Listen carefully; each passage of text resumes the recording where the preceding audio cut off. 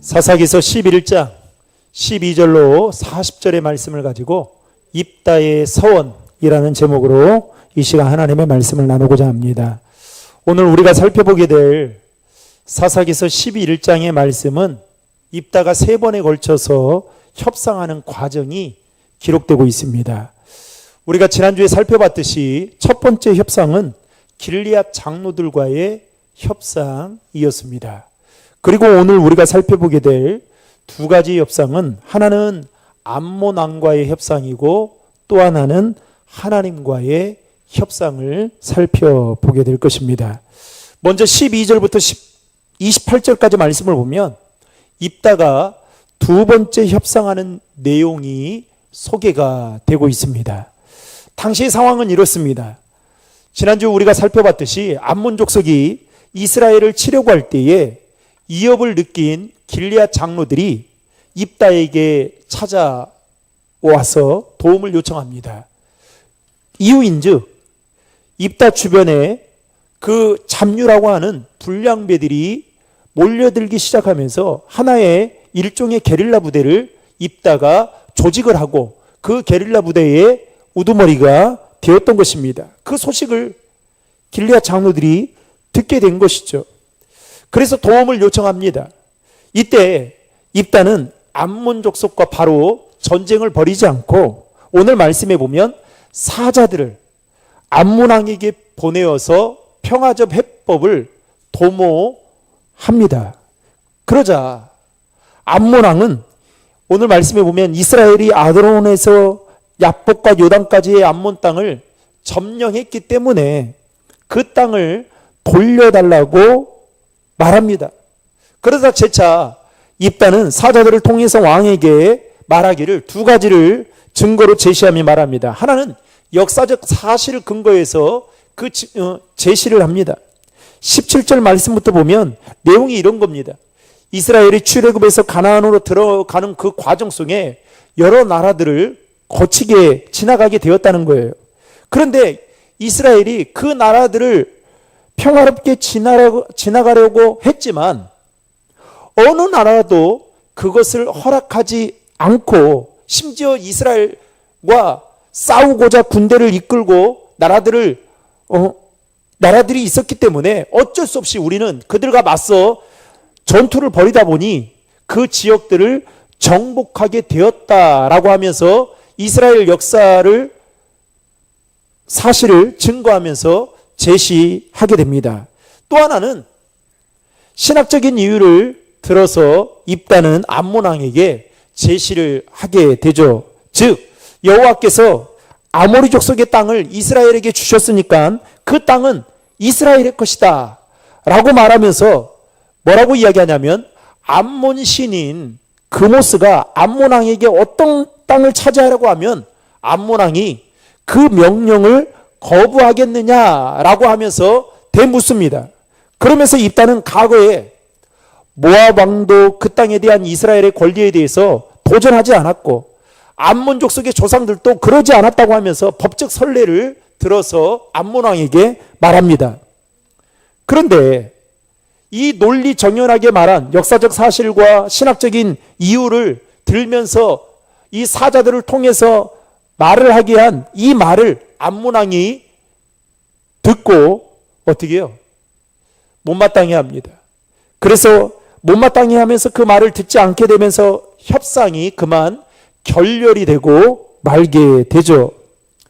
그런데 우리는 여기에서 한 가지 알 수 있는 것은 입다는 지금 잡류들, 즉 불량배들의 그 사람들의 그 둘러싸여서 그야말로 우두머리라고 말할 수 있지만 그럼에도 불구하고 입다는 역사적인 어떤 식견과 여호와 하나님에 대한 신앙을 그나마 가지고 있었던 것 같습니다. 그래서 우리가 지난주에 봤듯이 그 상황들이 길리앗 장로들이 도움을 도와달라고 요청했을 때 어떻게 해요?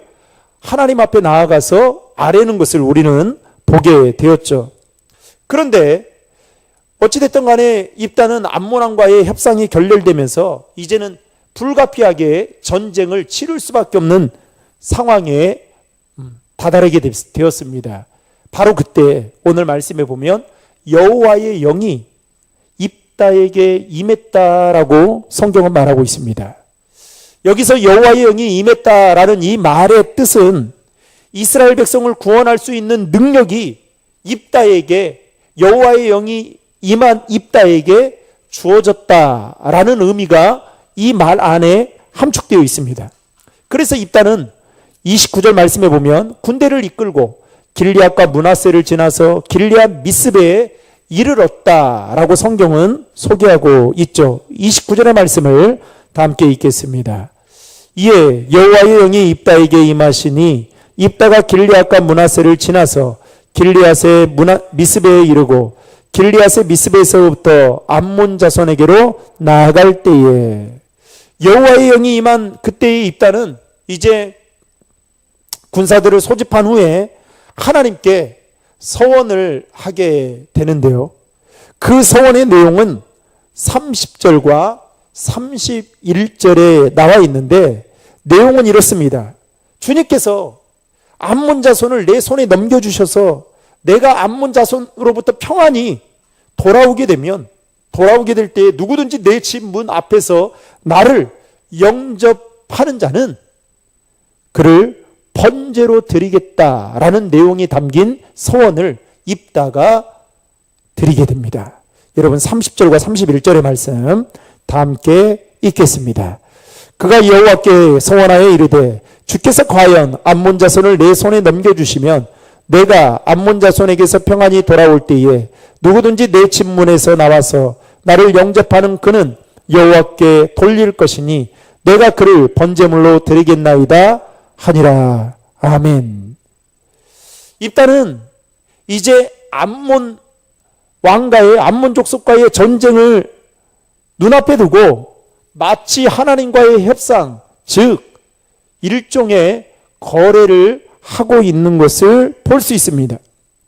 여러분, 이것만 놓고 보면 입다는 하나님에 대한 신앙 가지고 있었던 것 같아요. 그런데 중요한 건 뭐냐? 여러분 잘 들어야 돼요.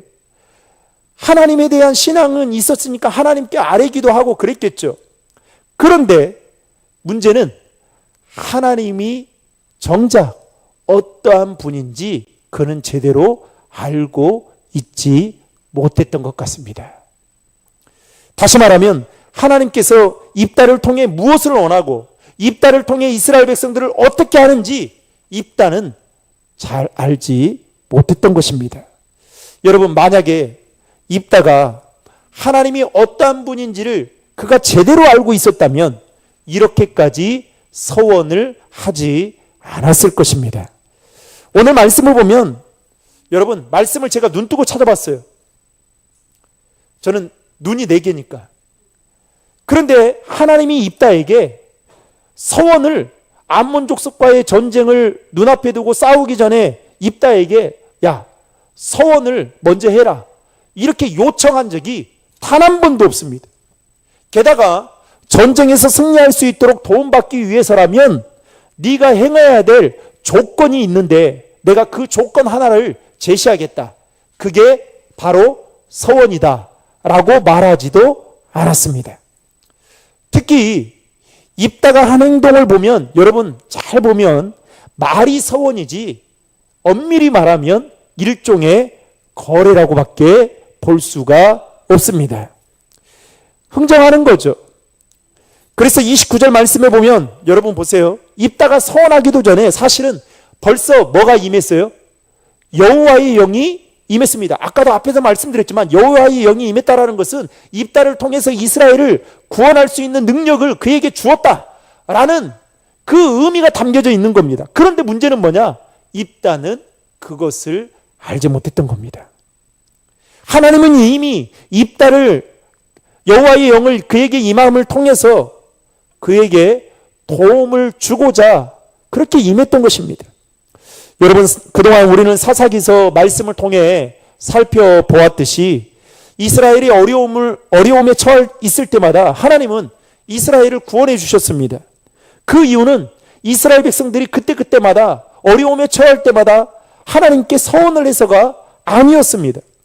하나님의 선민인 이스라엘 백성들이 이방 나라의 압제를 받아 고통받고 있는 그 모습이 너무나도 불쌍하고 그리고 안타까우니까 하나님은 도와주시고자 그때그때마다 사사들을 세워서 이스라엘 백성들을 구원해 주셨던 것입니다.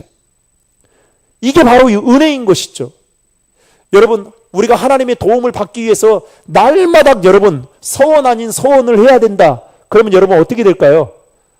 여러분, 내 결단도 내가 생각하는 내가 생각하고 또 계획하는 것도 지키지 못하는데 여러분 서원을 한다. 근데 서원한 것을 지키지 못한다. 이거 얼마나 큰 실수를 범하는 겁니까? 그런데 이스라엘 백성들이 하나님의 도움을 받을 만큼 그 당시에 신앙이 좋거나 또 신앙생활을 잘해서도 아니었습니다. 그런데 입다는 이 사실을 잘 몰랐던 겁니다. 그러다 보니 하나님의 은혜와 무관하게 그는 서원을 했던 것입니다. 여하튼 입다는 서원한 이후에 전쟁에 나가게 되고 하나님께서 암몬 자손을 입다의 손에 넘겨주셔서 오늘 말씀에 보면 입다는 성읍의 약 20개 이상을 정복하고 승리해서 돌아오게 됩니다. 그런데 여러분 잘 보십시오. 입다가 서원해서 이 전쟁에서 승리하고 돌아왔다라는 말이 있습니까? 없습니다. 그러니까 입다가 암몬 자손과 전쟁에서 승리할 수 있었던 것은 전적인 하나님의 은혜이지 서원의 결과가 아니었다라는 거예요. 그러니까 여러분 얼마나 입다가 하나님에 대해서 정확하게 하나님에 대해서 잘 몰랐으면 이렇게 서원을 했겠어요. 그래서 입다의 서원에 따라 입다가 전쟁에서 승리하고 돌아오자 많은 사람들이 그를 환영하러 나오게 되죠. 그런데 오늘 말씀에 보면 가장 먼저 나와서 그를 환영해주고 축하해준 사람이 누구였습니까? 가족이었습니다. 그런데 그 중에서도 누구였어요? 오늘 말씀에 보면 34절에 보면 무남 동녀라고 말하고 있습니다. 그의 사랑스러운 딸이 나와서 그를 환영해 주었습니다. 여러분 34절의 말씀을 다 함께 읽겠습니다. 입다가 미스바에 있는 자기 집에 이를 때에 보라 그의 딸이 소고를 잡고 춤추며 나와서 영접하니 이는 그의 무남 동녀라. 아멘. 특별히 31절 말씀에 입다가 여러분 서원한 그 내용들을 보면 이렇게 말해요. 내 집 문이라는 말이 나옵니다. 내 집 문 말씀에 보면. 그러니까 입다는 서원을 하면서 아마도 그는 생각을 했던 것 같아요. 자신의 집 식구보다 하인이나 아니면 종이 먼저 자신을 맞이해 줄 거라는 생각을 했던 것 같습니다. 이런 생각을 하고 있었기 때문에 입다는 이렇게 서원을 했던 것이죠. 그런데 입다는 전쟁에서 승리하고 기쁜 마음으로 돌아왔는데 문제는 자신이 전혀 예상하지도 못한 일이 벌어지게 되었습니다.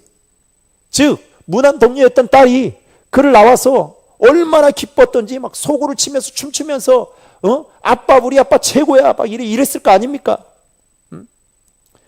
그런데 그 모습이 기뻐야 되는데 너무 당황스러운 나머지 그 자신의 옷을 찢으면서 사랑스러운 자신의 딸에게 뭐라고 말합니까? 35절에 보면 너는 나를 괴롭게 하는 자 중에 하나로다. 이게 무슨 소리예요? 지금 입다의 딸은 이게 도대체 아버지가 하는 말이 아마 무슨 소리인지도 모를 거예요. 분명히 한국말이긴 한데 이게 무슨 말일까? 이게 무슨 의미일까? 여러분 35절의 말씀 다 함께 읽겠습니다.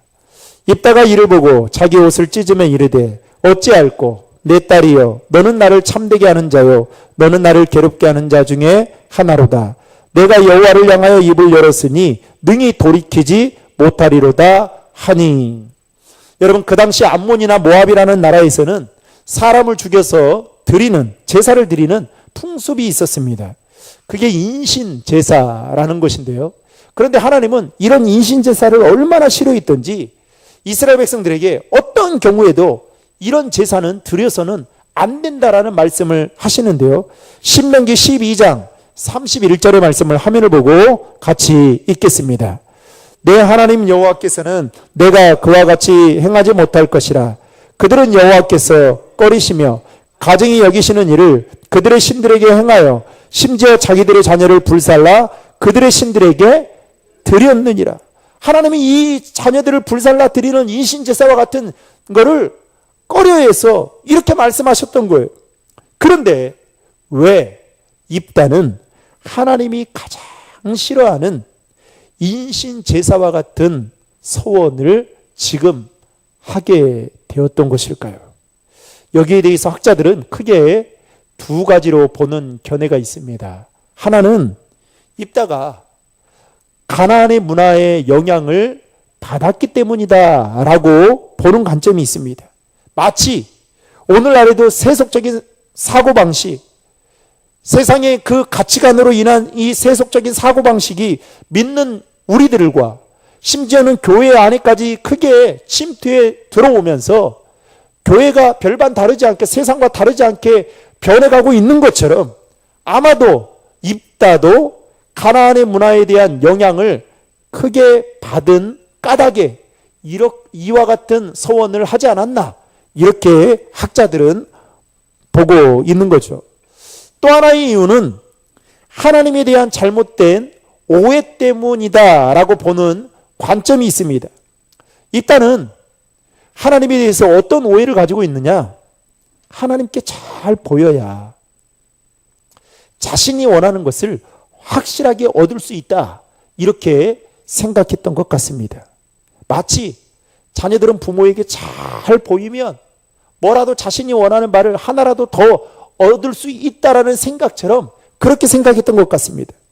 그러나 여러분 사실 이스라엘 역사를 돌아보고 우리가 사사기서의 말씀을 그동안 살펴본 바에 따르면 하나님은 이미 제약된 이스라엘을 구하기로 작정하셨고 또 그 목적을 위해서 사사들을 그때그때마다 불러서 세우셨던 것을 볼 수 있습니다. 그런데 입다는 그것을 깨닫지 못하니까 마치 하나님을 이방의 신들과 똑같이 생각하고 거창한 희생의 제물을 하나님 앞에 드리면 환심을 사게 되면 마치 하나님이 내가 원하는 것을 들어줄 수 있을 것이다라는 이런 생각을 하게 되었던 것이죠. 여러분 이런 생각을 하게 되면 여러분 어떻게 되는지 아세요? 신앙생활이 기쁘지 않아요. 그리고 자꾸만 하나님이 나에게 주시는 그 자유함을 누릴 수가 없습니다. 그리고 마치 인과응보처럼 신앙생활을 그렇게 생각하고서 해요. 그런데 여러분 하나님은 그런 분이 아니시잖아요. 만약에 입다가 여호와의 영이 그에게 임해서 전쟁에서 반드시 승리할 수 있다는 확신이 있었다면 여러분 절대로 조건부 서원을 그는 하지 않았을 것입니다. 왜냐하면 하나님은 입다의 서원 때문에 이스라엘이 전쟁에서 이기도록 인도해 주시는 분이 결코 아니기 때문입니다. 여러분 하나님은 하나님의 계획하심에 따라 우리를 이끌어 가시는 분이시지 절대로 우리의 어떠한 행동이나 우리의 어떤 영적인 상태를 보시고 거기에 맞춰서 움직이시는 분이 아니다라는 거예요. 그러니까 우리는 하나님을 막 움직이려고 하지만 여러분 하나님은 끄덕도 안 해요.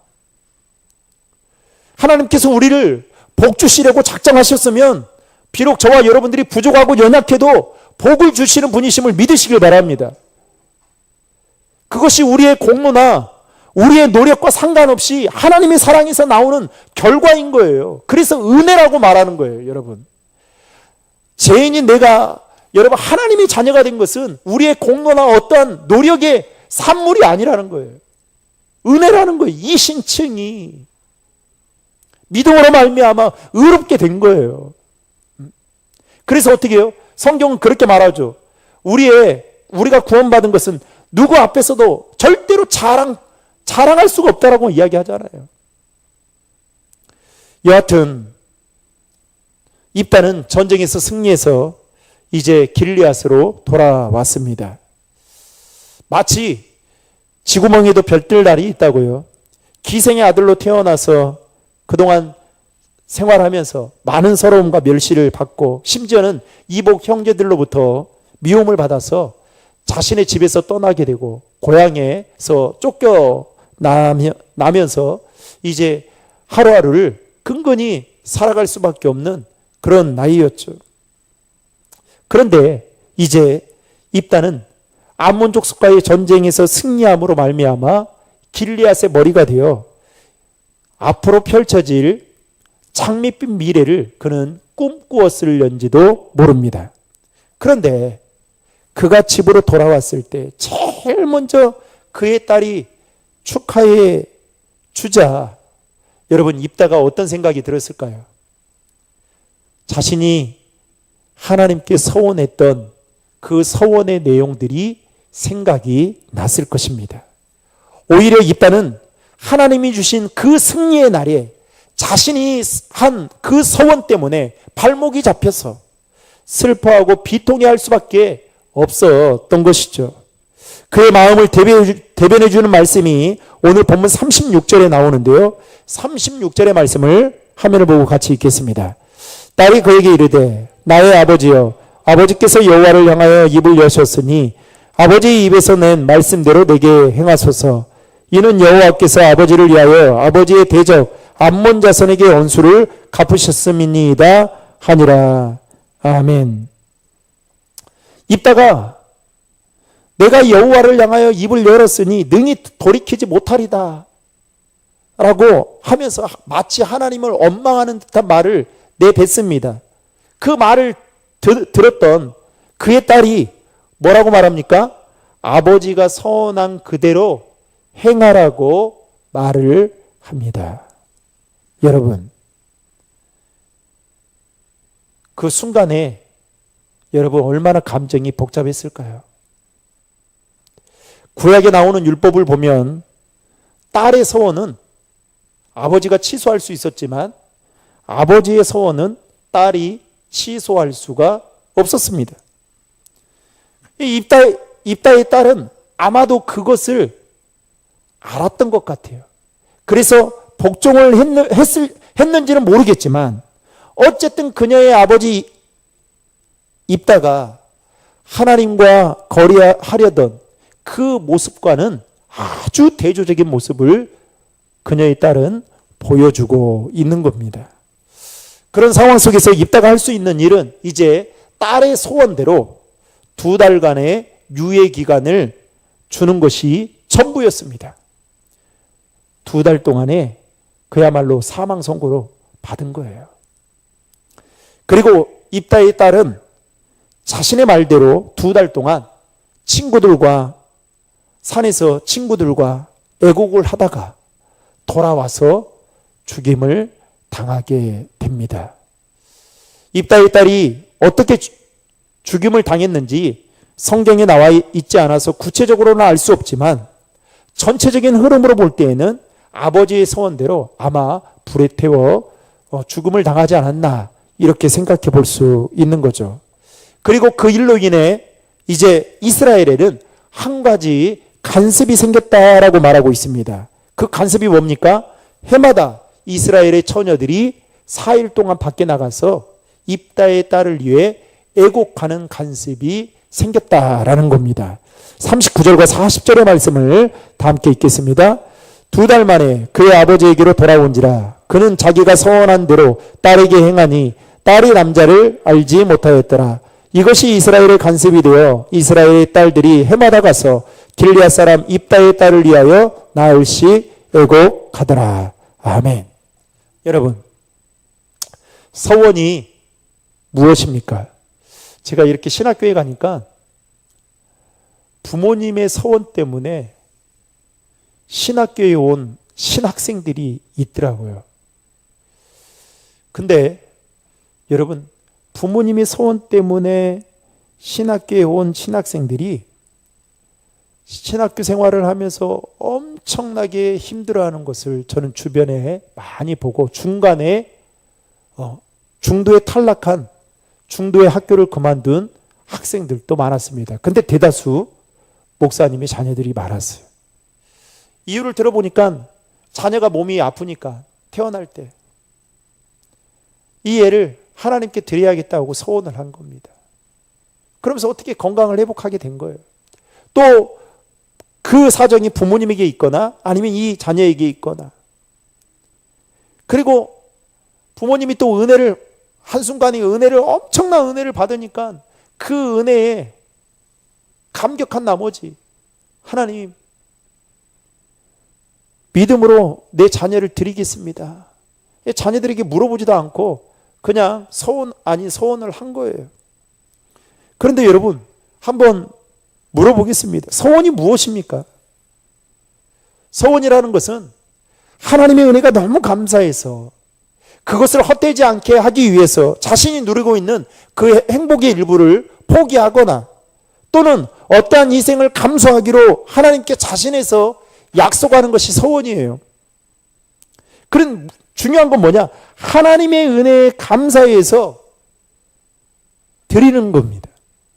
그런데 입다는 하나님의 은혜에 대한 감사로 드려야 되는 그 소원을 지금 어떻게 합니까? 조건부 약속으로 변질시켜 하고 있는 것을 보게 됩니다. 왜 그랬을까요? 자신이 처한 상황이 다급하거든요. 자신이 처한 상황에 대해 자신이 해결할 가능성이 전혀 보이지 않는다라고 생각하니까 마치 지푸라기라도 잡고자 하는 심정을 가지고 입다는 소원을 하게 되었던 것입니다. 여러분, 하나님은 우리가 구하기 전에 이미 우리가 필요한 것이 무엇인지를 다 알고 계시는 분이셔요. 이 말은 곧 우리가 하나님께 조건을 달지 않아도 하나님은 우리에게 은혜 베푸시기를 기뻐하시는 분이셔요. 참 저희 집에는요, 가끔 이런 날이 있습니다. 이렇게 이제 빵이 이렇게 들어오는 날이 있어요. 빵이 이제 누가 생각나서 이렇게 아니면 놀러 와서 이렇게 빵을 이렇게 사오잖아요. 그러면 아이들이 이제 그 빵을 이제 맛있게 먹죠. 먹고 싶어가지고. 그러면 그 빵이 딱 들어오는 날에 어떻게 해요? 하루 아니면 이틀 뒤에 똑같이 그만큼의 양이 또 들어와요. 그래서 참 나누는 일들이 많는데요. 제가 그걸 보면서 어떤 생각이 들었냐면, 우리 하나님은 정말 우리가 필요한 것을 기가 막히게 아시는 분이시구나. 우리의 삶이 힘들고 경제적으로 여러분 요즘 힘들잖아요. 그런데 어떻게 해요? 하나님이 그럼에도 불구하고 다 살아갈 수 있는 길을 열어주세요. 우리 권사님, 집사님들을 통해서 엄청난, 그야말로 인터넷에도 제공되지 않는 엄청난 정보를 공유를 받죠. 어디가 싸다더라. 그러면 어떻게 해요? 그거 100원, 200원 아껴가지고 여러분 살게 되고 또 혜택 받아 살게 되고. 그 하나님이 때로는 채워주시기도 하지만 때로는 사람들을 통해서 그렇게 우리의 삶을 아주 풍성하도록 인도해 주십니다. 단지 질의 차이일 뿐일 수도 있겠죠. 여러분, 우리가 꼭 기억해야 될 것은 신앙생활 하는 데 있어서 하나님이 어떠한 분인지를, 우리의 필요를 다 채워주시는 분이심을 여러분 안다면 소원보다 더 먼저 여러분 필요한 게 뭘까? 믿음이라는 거예요. 여러분 이걸 잊어버리면 안 돼요. 우리의 소원보다 믿음이 더 먼저라는 사실을 우리는 잊어서는 안 되는 겁니다. 입다에게 여호와의 영이 임했을 때에 그는 자신의 능력이나 경험이 많고 적음에 상관없이 여호와의 영이 임했기 때문에 그 하나님을 승리케 하시는 하나님을 믿고 나아간다면 전쟁에서 승리할 수 있었겠죠. 그런데 그 믿음이 약하고 부족하다 보니까 입다는 하나님을 어떻게 생각하는 겁니까? 거래의 상대로 생각하고 서원 아닌 서원을 했던 것입니다. 또 하나 우리는 말씀을 통해서 알아야 할 것은 신앙생활 하는 데 있어서 하나님과의 약속은 반드시 어떻게 해야 될까요? 지켜야 한다라는 점을 명심해야 합니다. 여러분, 하나님은 신실하신 분이셔요. 하나님은 우리의 어떤 감정과 환경의 기복에 따라, 환경에 따라 하나님의 그 마음이 움직이시는 분이 아니셔요. 그런데 문제는 뭡니까? 사람은 자신의 감정과 환경에 따라 기복이 심하죠. 그러다 보니까 신앙생활에서 그 기복적인 모습들이 종종 우리에게서 나타납니다. 예를 들면 하나님께 나의 모든 것을 다 드릴 것처럼 그렇게 열심을 내다가도 내 삶에 어려움이 닥치게 되면 언제 그랬냐는 듯이 우리는 하나님을 떠나버릴 때가 있습니다. 게다가 우리는 연초에 하나님께 이와 비슷한 약속들을 하죠. 하나님, 올 한 해는 52주 주일 성수를 반드시 하겠습니다. 교회 봉사 열심히 하겠습니다. 헌금 생활 열심히 하겠습니다. 온전한 헌금 생활 하겠습니다. 신앙훈련 열심히 받겠습니다. 이렇게 약속해 놓고 시간이 지나면 까마득히 잊어버린 채 살아갑니다. 자신의 상황과 환경이 어려워서 수입이 줄어들니까 헌금을 하기는 하는데 온전하게 하지 않는 거예요. 그래서 여러분, 온전한 헌금 생활이 중요합니다. 흉내내면 안 돼요, 여러분. 차라리 어떤 분은 또 이렇게 말하면 안 된다는데, 안 한 것보다 낫다고 하는데, 여러분, 성경에는 그런 말이 없어요. 여러분, 우리가 처한 그 상황과 환경이 때로는 바쁠 때가 있어요. 그래서 어떻게 해요? 주일 성수를 지켜야 되냐 하는 기로에 설 때가 있습니다. 그때 여러분 어떻게 해야 될까요? 온전히 주일 성수를 해야 돼요.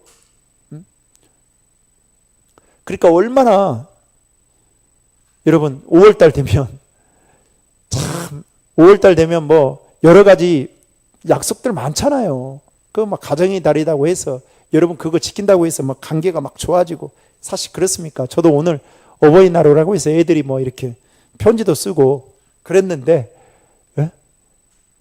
뭐 다 서로가 노력해야 되죠, 사실. 그렇죠?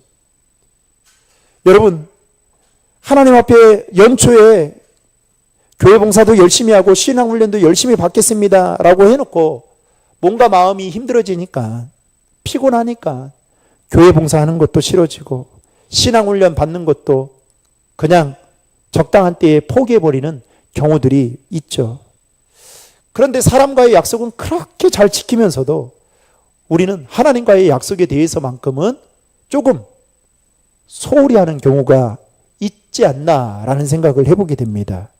여러분, 중요한 것은 하나님과의 약속은 지켜도 되고 안 지켜도 되는 것이 아니라 하나님과의 약속은 반드시 지켜야 돼요. 왜냐하면 하나님은 만홀히 여김을 받으시는 분이 아니기 때문입니다.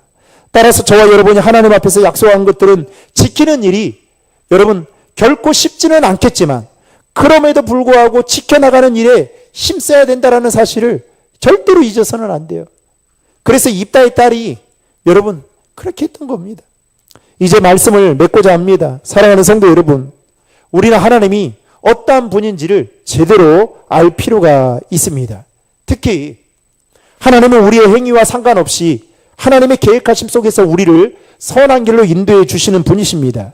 그런데 이 부분에 대한 확실한 믿음이 입다에게는 약했던 것입니다. 부족했던 것입니다.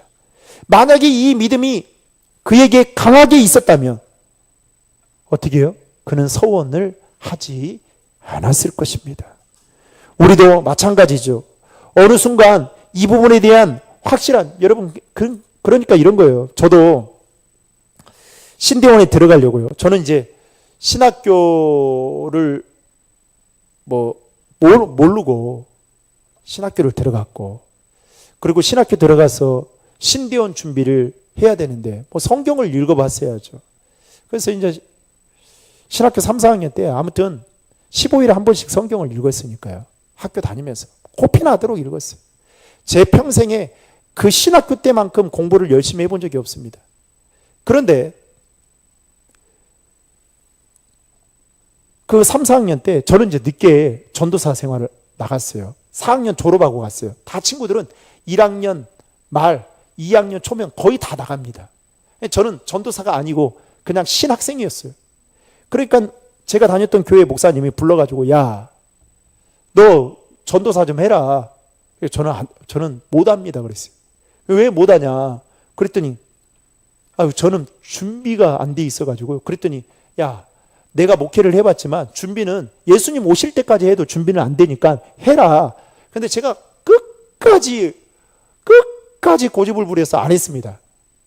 그래서 신학교 4학년 졸업할 때 이제 저를 가르쳤던 교수님이 불러가지고 너 이제 나가야 되지 않겠냐 해가지고 처음으로 소개시켜줬던 교회가 저희 집사람 다니는 교회였어요. 그런데 그 교회에 갔더니요, 제가 거기서 또 엄청나게 많이 깨달았는데요, 또 하나님은 얼마나 훈련을 시키는지. 그 당시에는 장례가 나면 입관을 목사님이 했어요.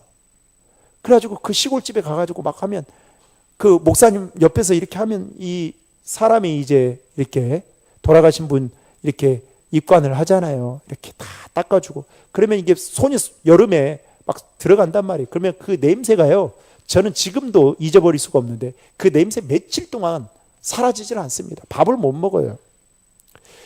그런데 그 교회 갔더니 제가 2학년, 3학년, 4학년 때 안 했던 그 전도사 일을 한꺼번에 하나님이 몰아서 주시는데 제가 그때 깨달았어요. 이게 하나님이 이게 준비돼서 이제 나는 이 정도면 됐다라고 생각하고 나갔는데 그게 아니었고 이제부터 하나님이 본격적인 훈련을 시키는구나. 그걸 깨달았어요. 그래가지고 얼마나 여러분 진짜 빡시게 훈련을 받았는지 모릅니다. 근데 그게 부족했던지 나중에 신대원 졸업하고 첫 사역지를 보내는데 진해로 보내는데 그 교회는요, 새벽에 출근하면 별을 보고 출근해요. 그리고 퇴근 시간이 없습니다. 얼마나 힘든지요. 근데 아무튼 어떻게 그렇게 했던 것 같아요. 요즘 사역자라면 그렇게 할 수 있을까라는 생각이 들 정도로 아무튼 그래 했습니다. 그런데 제가 느꼈던 것은 무엇이었냐? 하나님이 다 그때마다 제 삶을 돌아보면 다 필요한 것들을 채워주시더라고요. 제가 어떻게 행동하지 않아도 하나님은 아시고 그렇게 하더라는 겁니다.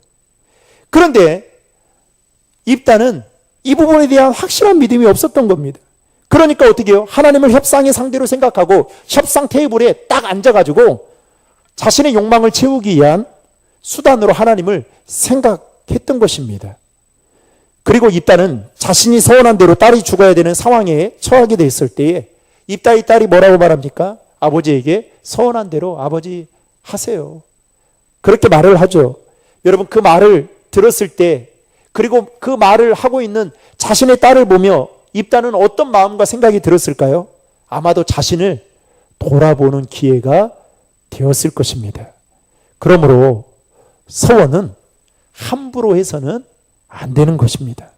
또 하나님께 서원한 것은 반드시 지켜야 되는 것이기 때문에 서원을 하는 데 있어서만큼은 매우 신중할 필요가 있다라는 겁니다. 바라기는 저와 여러분도 하나님께 조건을 들이대며 협상하는 자가 아니라 자격 없는 우리에게 날마다 거둬주시는 그 은혜를 알고 그 은혜 속에 오늘 또 살아가고 있음을 깨달아서 저와 여러분들이 날마다 하나님 앞에 겸손한 자로 살아갈 수 있기를 주님의 이름으로 축원합니다.